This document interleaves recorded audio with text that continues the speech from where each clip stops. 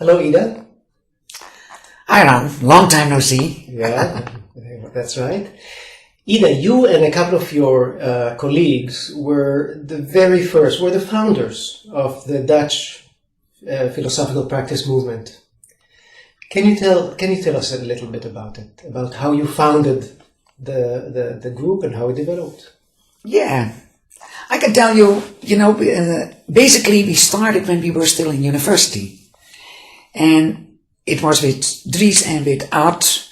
The three of us did all kind of work groups, and we knew already in the beginning of our study that there was no place for us to work in university itself. And Art is Hogendijk. At Hogendijk and Dries Boele.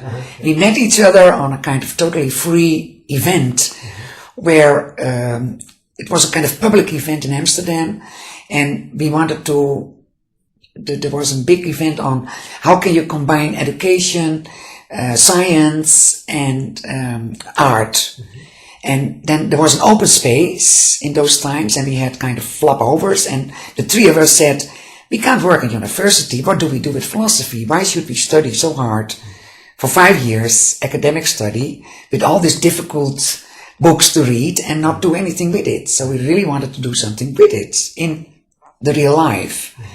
But we didn't know any examples of that, only in education, or in writing, or as journalist, or in writing a book. So we said, okay, we have to do something else. So we started a kind of group like, we want to have philosophy into the streets, and we want to have the philosophy should be avant-gardistic. So a lot of people in that afternoon came to us and they said, oh, that's a good idea, and we like to join your group.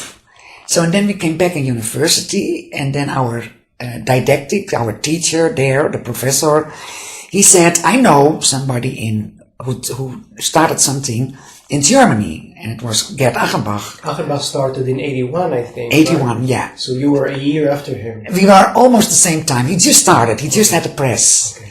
And then also, of course, what was through other people again, the Socratic dialogue movement in Germany was also kind of big thing. So Achenbach really opened our eyes that we could do something with philosophy. So we got the space in the university through our professor to do a lot of experiments with each other to counsel. Mm-hmm. So we had there was no video then, but we had a lot of tapes with only the sound. Yeah. And we really had a lot of tapes to practice each other, what were good questions, what does people help. So we really had a year, I think, at least to study that in university with that professor. Mm-hmm. And then basically we were not ready for it at all. We didn't know what we were doing, basically. Mm-hmm. But anyway, we said, okay, we start. So Ad said, I write a book about it because I want to have, to go to and talk with a philosopher. And that book really was got a lot of attention. Mm-hmm. And at the same time, I was invited to teach philosophy in high school in the Montessori system. Mm-hmm. So we started with our group. First, we had about 10 colleagues, and then 15 colleagues. So we tried to get more philosophers who were interested in this, our idea about the philosophical practice. It must have felt really in the forefront of a new direction. Oh yes, yeah, it was totally crazy, because the thing is, we had no idea, because we thought, why do people go to psychologists? I mean, why shouldn't they go to philosophers? Because the questions, we studied philosophy ourselves, all of us, also to open your mind for day-to-day life and problems we had. So moral issues, but existential issues, what is the meaning of life, and all kind of big questions. And we didn't think ourselves as ill or sick or something wrong. So we only wanted to know more about what makes the world tick, how does it go in the world, what is important for people. This is really an issue that I had in mind for a while. Why is it that you started in the format of counseling rather than, a group activity or some other kind of activity? Yeah, I think it really was the kind of, we were not really into groups at that moment, but I had next to that counseling thing, what we experimented with, I had also groups who did philosophy courses. I was studying myself, but I also had other people who wanted to do something with philosophy, having dialogues. So we did do group sessions, but this was new. Okay. And also what I really liked about it then, not anymore, was I never really,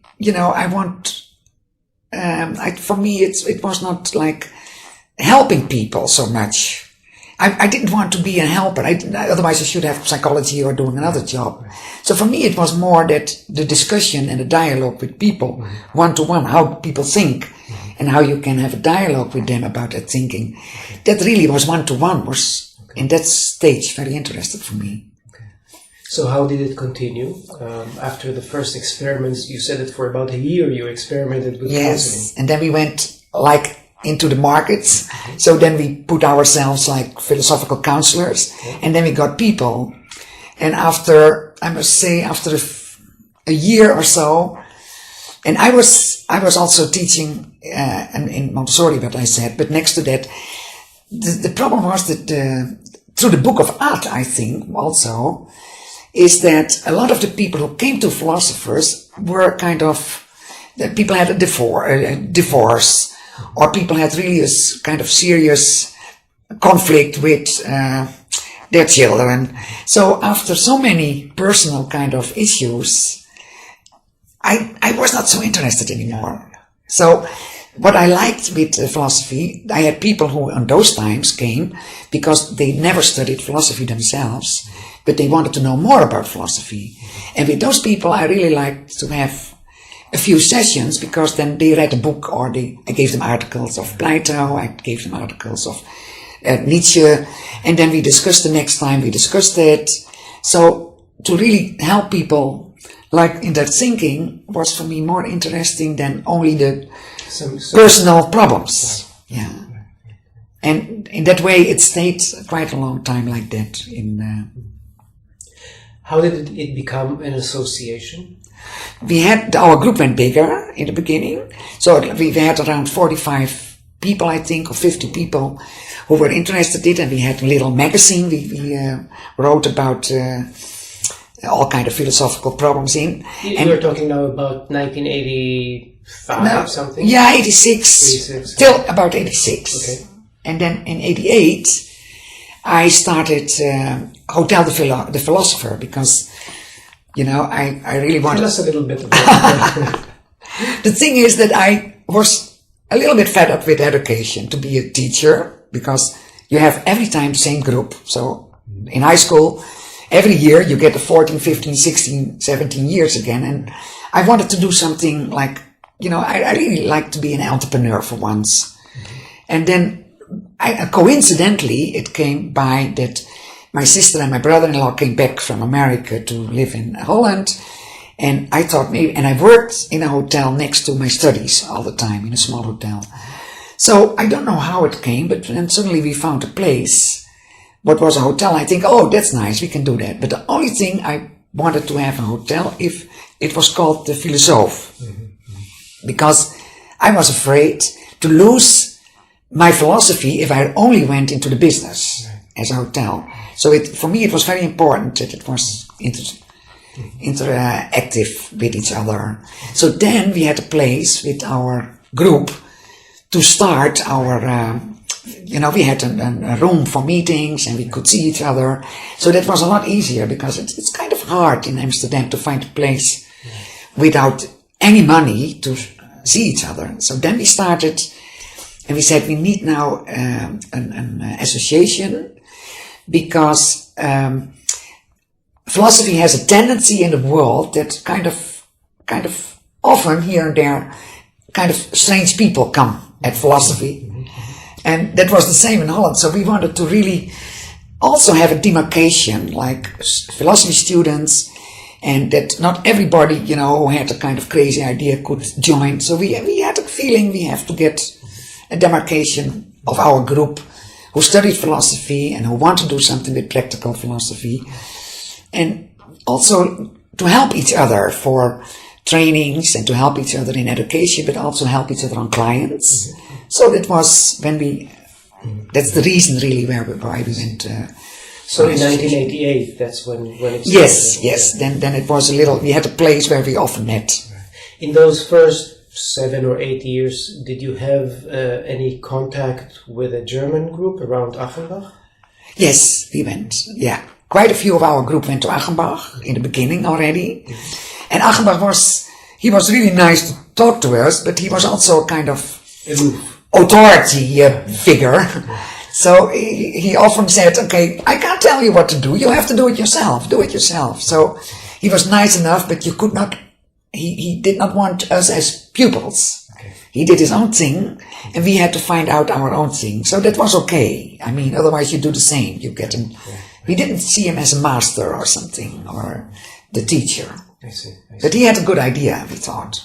So after you more or less consolidated your view, maybe in the mid-1980s or towards the end, after the establishment of your association, what was your vision of philosophical practice? What did you hope for it to around? Of course, it should be worldwide phenomenon. But for us, it was like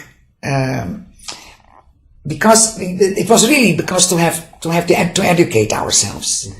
So to have this group, and we had then other people who came in. So we had a kind of education, like what do you have to read when you want to be a philosophical practitioner, what kind of philosophers can help you, because I think if you only did logic in your, only logic in your university time, it's not the best department to go into this personal communication with people.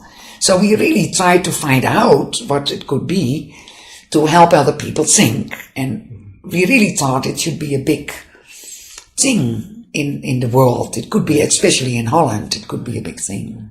So if I understand you correctly, the vision was in part to educate yourself. Yes. But in part also to educate other philosophers, students. Yeah. You had a vision of a world change, that it would be a new way of relating to oneself and society, maybe. How do you compare what happened, what you expected, what you hoped for, and what happened later in the 90s or after 2000? In those times, the reason and arguments and rationality was a lot more in than it is, I would say, nowadays. Why is that? Because since the last 10 years, or maybe even 15 years, there is a lot more emphasis on biology, on the brain science. Suddenly the emotions become very important in the world, what I still don't understand and I don't agree. But everybody now is talking about like the feeling. So we thought with philosophy, people have to interpret them. They have to interpret them, their feelings. You still have to think about your decision making skills. So I still think it's very necessary at the moment that philosophy should have a big place in the world. The only thing is the world is a different place than 30 years ago.